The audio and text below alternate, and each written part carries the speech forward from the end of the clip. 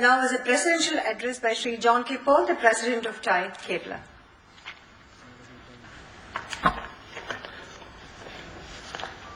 Good morning. Honorable Chief Minister, Mr. Oommen Chandy, Mr. Ashok Rao, Chairman, TAI Global, Mr. Kanwal Rekhi, Founder Chairman, TAI Global,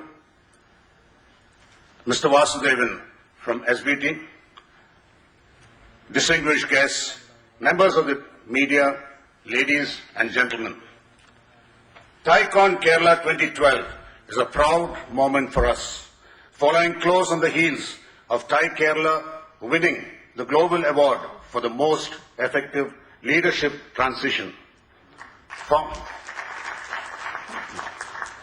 Founded in 2003, the TAI Kerala has come a long way within the last 9 years, from creating a mindset conducive to entrepreneurship and nurturing some potential entrepreneurs to finally enabling conceptualization of their out-of-the-box thinking into successful commercial projects. We believe TAI Kerala has consistently mentored the way ahead for new entrepreneurs. Entrepreneurship is pretty much like a roller coaster ride. There are highs and lows, and every turn you take is another twist. The lows can be really low, and the highs can be really high. You need to be strong and ride along with the roller coaster that you got on. An entrepreneur ideally should bite off a little more than he can chew, hoping he'll learn to chew it one day.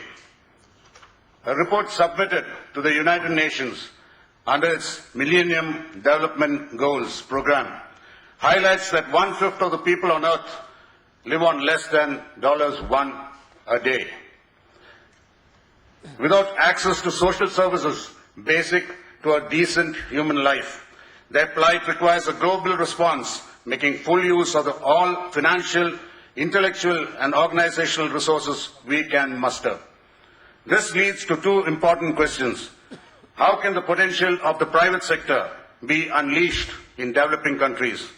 And how can the existing entrepreneurs be engaged in meeting that challenge?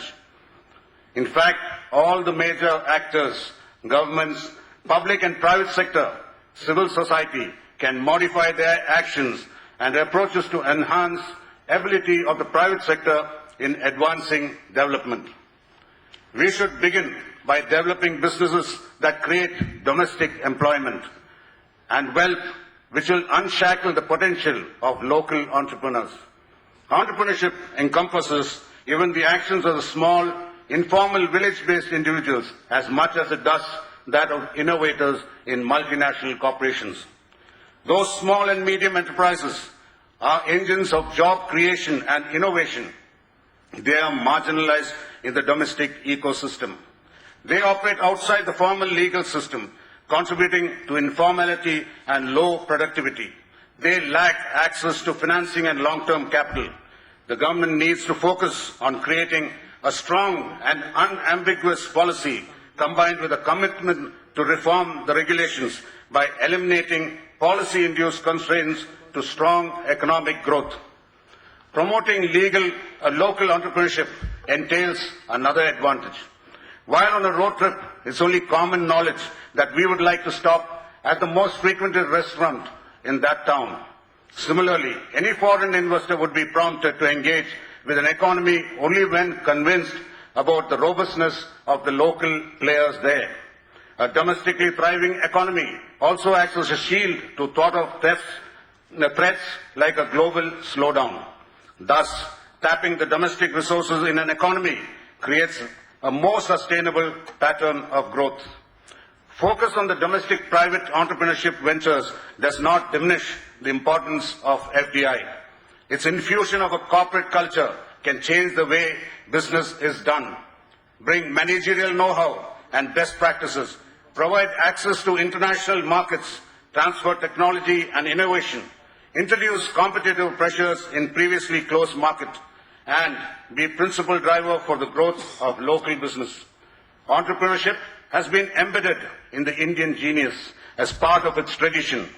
Commentators today celebrate the ubiquitous Indian attitude of creative improvisation, a tool to find a solution based on a refusal to accept defeat, and calling on initiative and quick thinking to fulfill market demands at the lowest possible prices. As an entrepreneurial trait that has been a part of everyday Indian living. The emergence of entrepreneurship in India has intensified in recent times, particularly with the rise in knowledge-intensive services. Efforts initiated after economic liberalization, like attempts to reduce the license era, efforts to make finance more easily accessible, and other institutional support to technopreneurs have helped improve entrepreneurship.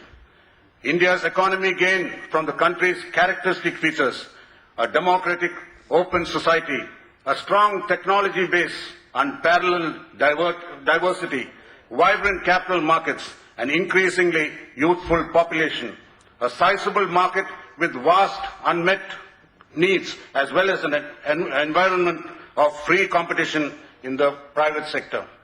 A few weeks ago, I happened to visit Bihar, and to my surprise, a state once fraught with abject poverty had doubled its roads in 7 years, and the sale of automobiles had grown 500%, 5 times in the last 1 year.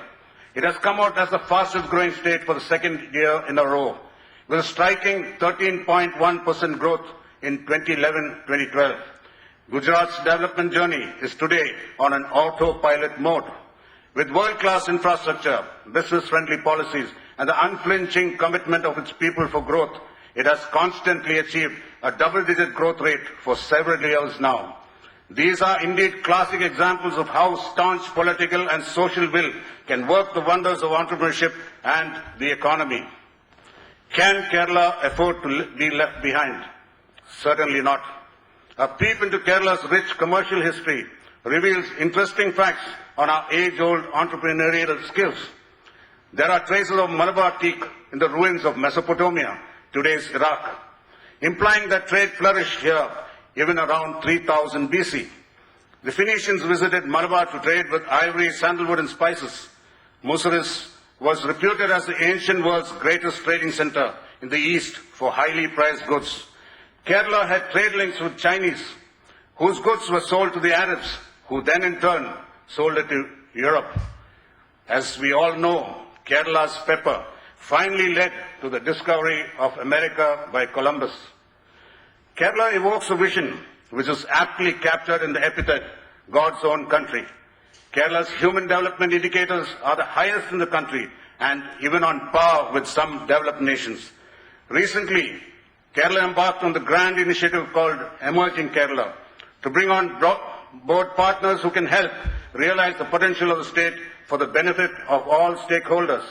The government's vision is to make Kerala a global hub of economic activity by fostering entrepreneurship, which could leverage its inherent strengths, resulting in equitable socio-economic growth. This reflects the government's new thinking, aimed at strategic partnerships with bodies like TIE, going up at the speed at which the government changed the single window concept from ideas that cropped up during the workshop conducted by TIE. I'm sure TIECon too will be a catalyst for tremendous changes to follow. Today, we have amidst us the man behind it, Sri Umanchandi, our Honorable Chief Minister. He was so active at the event that he almost gave his limb. Well, I was forced to rest for a while. He was all ears for the TIECon when we met him at home, and unlike my earlier experiences, gave us the most patient hearing I've ever had with him. I think it is much awaited right move by the government. However, it needs to keep at it with the dedication, because even last week we heard of a multinational company with 100% FDI leaving Kerala because of the apathetic attitude of the trade unions. It is again forward their activities in the state and about their plans to expand outside. Necessarily, the government must make its mission to create an enabling environment where entrepreneurship is sown, grown, and allowed to flower. Mr. Chief Minister, sir, we applaud your initiatives in encouraging entrepreneurship in students by awarding extra marks and attendance. Recently, one of my son's classmates noticed a simple bent plastic piece hanging on a mobile charger plugged into the wall socket. The bent part held the mobile phone while charging. A simple gadget, but her excitement was very interesting. The reason was she was a member of the French team that designed it while she was still at school. Now, that's the way education is advancing across the globe. We would like to add here that in the next phase of industrial and commercial development the state is embarking on, the three key ingredients are: 1, entrepreneurship; 2, entrepreneurship; and 3, entrepreneurship. This is the lesson learned from history by nations and economies across the world. That is, rely on your own creative genius to create wealth for our own land. It will then trigger owners of ideas, technology and capital to make Kerala their preferred destination. Thanks to Kerala's literacy and social mobility, many of our people have made it big on foreign soil. But with the changing initiatives, hopefully they'll be back home as promoters of local entrepreneurship. The spectacular growth of tourism in Kerala in the last 2 decades is testimony to the power of our entrepreneurs. The world today is filled with opportunities just waiting to be found by the energetic and intelligent who seek them. As an entrepreneur once said, it is what you do with your money after you earn it that makes you rich or poor. In the game of life, the rules are not revealed until into the game. And then it is revealed to only those who have the courage enough to seek them. Life's battles are not always won by the faster or the stronger, but by the one who thinks, I can. And the only mistake you can make is stop trying. We in TIE encourage today's Generation Y to dream big. We are open to ideas and take informed risks. Hard work, persistence, confidence. If you have these traits in you, then there's no reason why you shouldn't succeed big. In the course of this 2-day program, we have lined up several inspiring sessions or lessons with some of the most brilliant people addressing you. Entrepreneurship is not the monopoly of the elite or any group for that matter. It can come up even from the grassroots level. It's only when it spreads among the masses that our state can catapult itself into a booming economic entity. So, I think we need to mobilize it as a mass campaign where we can make Kerala aware that Kerala can. Because once it transforms itself as a need of the masses, our political system and bureaucracy will rise to the occasion.